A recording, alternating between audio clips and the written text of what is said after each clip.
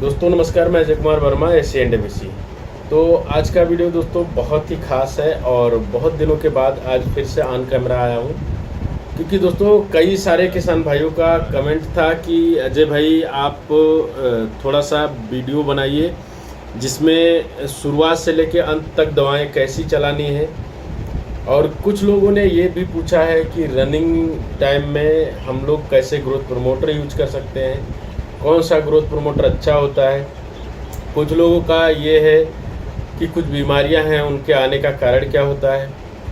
तो इस तरह से कई दोस्तों के कई सारे कमेंट थे दोस्तों, तो आज मैंने इसीलिए सोचा कि ये वीडियो ज़रूर बनाया जाए। दोस्तों सबसे पहली चीज़ आप लोग को बताना चाहूँगा कि जो आपका चूजा होता है ये एक बहुत ही सेंसिटिव प्राणी होता है। सेंसिटिव जीव होने के कारण दोस्तों इसको ना सही समय पे सही दवाओं का प्रयोग करना बहुत ज़रूरी है। अगर आपने मुर्गे को सही चीज़ें सही समय पे नहीं दिया तो आपका जो चूजा है ये ग्रोथ अच्छा नहीं करेगा। सबसे पहली चीज़ दोस्तों, जब आपका चूजा आता है, जैसे अभी मैं अपने चूजे के बारे में बात करता हूं दोस्तों। जिस दिन मेरा चूजा आया था मैंने इसको गुड़ दिया था, उसके साथ में जिसके पास गुड़ नहीं मिलता है वो चीनी चला सकता है, खाने का मीठा सोडा होता है वो चला सकते हो, और उसके साथ में दोस्तों आप लोग चला सकते हो हल्दी।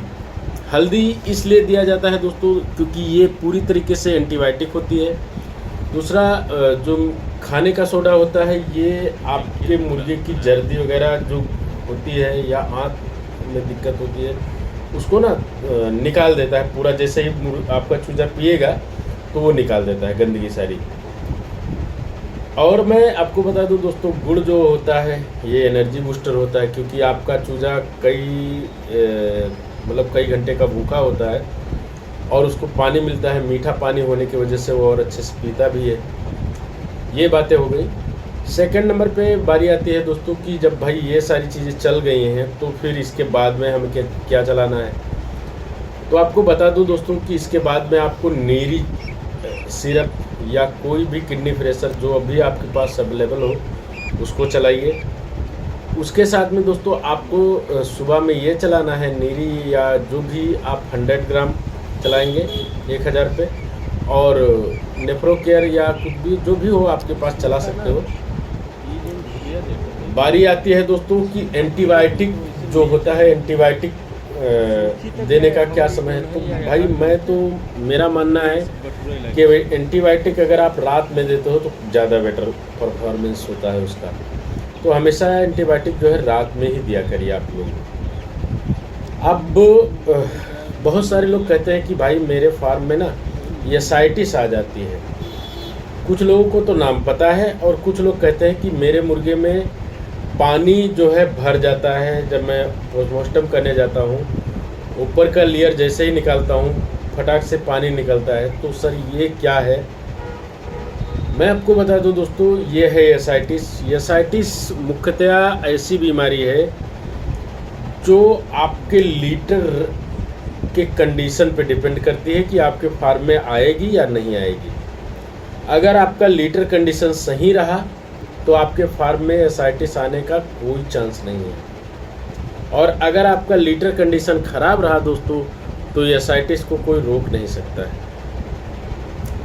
तो सबसे पहले ज़रूरत क्या है कि शुरुआत के दिनों में जब आप वेंटिलेशन नहीं हो पाता है, जैसे आपने 2 पर्दे लगाए हैं, ऊपर की सीलिंग बनाई हुई है, अमोनिया बन रही है, पानी ऊपर से टपक रहा है, आपका जो भूसी है लीटर है वो गीला हो रहा है। जब वो गीला होगा दोस्तों तो आप खुद ही सोचिए कि अगर आपको कहीं भीगे हुए बिस्तर पे लिटाया जाएगा, वो भी छोटे बच्चे को, तो उसको निमोनिया होना निश्चित है, उसके बीमारी लगना निश्चित है। तो सेम चूजे में होता है कि अगर चूजे को आप लोग सही तरह से उसको जगह नहीं दोगे, सही से अच्छे से उसका सूखा लीटर नहीं रखोगे तो ये दिक्कतें आनी निश्चित है।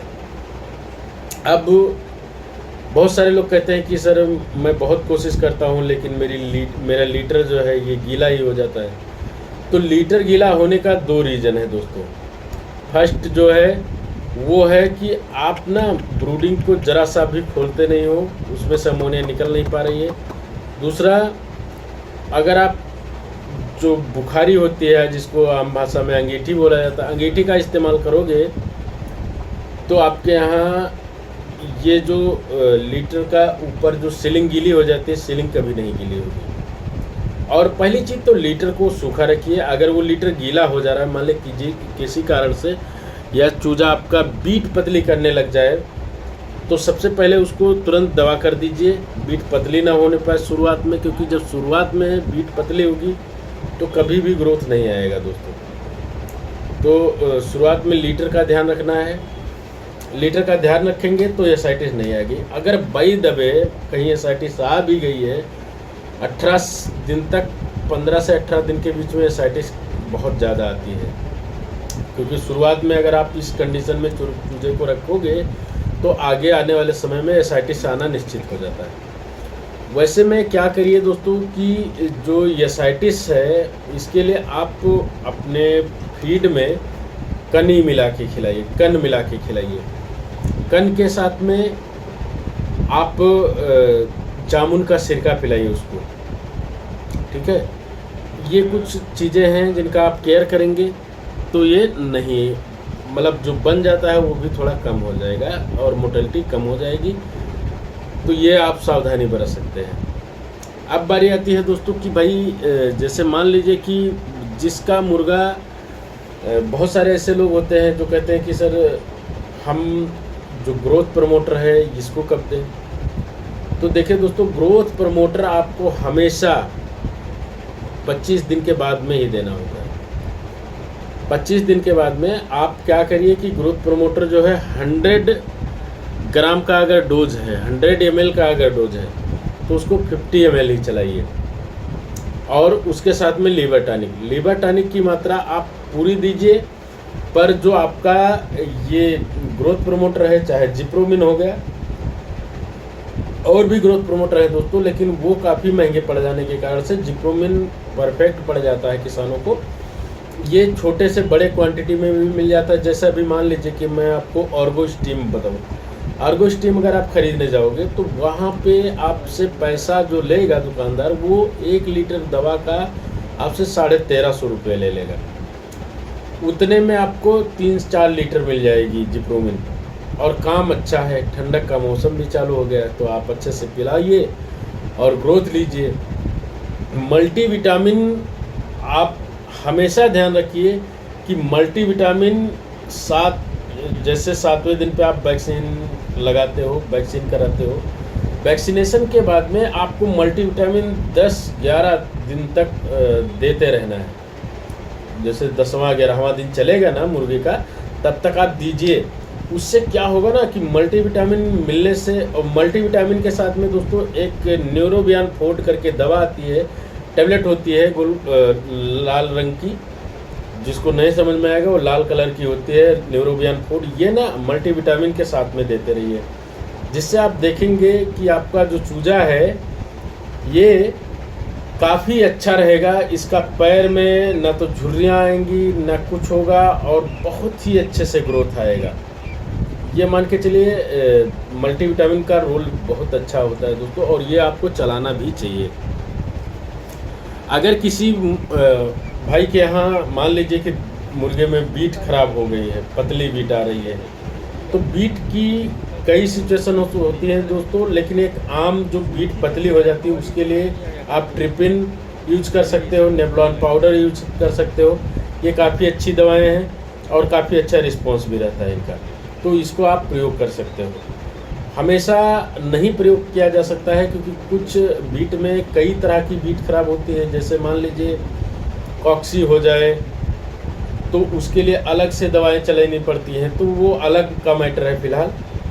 इसके बाद दोस्तों अभी जैसे जैसे ठंडक बढ़ रही है, ठंडक में आप लोग ग्रोथ प्रमोटर में जिप्रोमिन का अब इस्तेमाल करना शुरू कर दीजिए। जैसे जैसे टेम्परेचर डाउन होता जाएगा, आप जिप्रोमिन का प्रयोग काफ़ी अच्छे से कर पाओगे।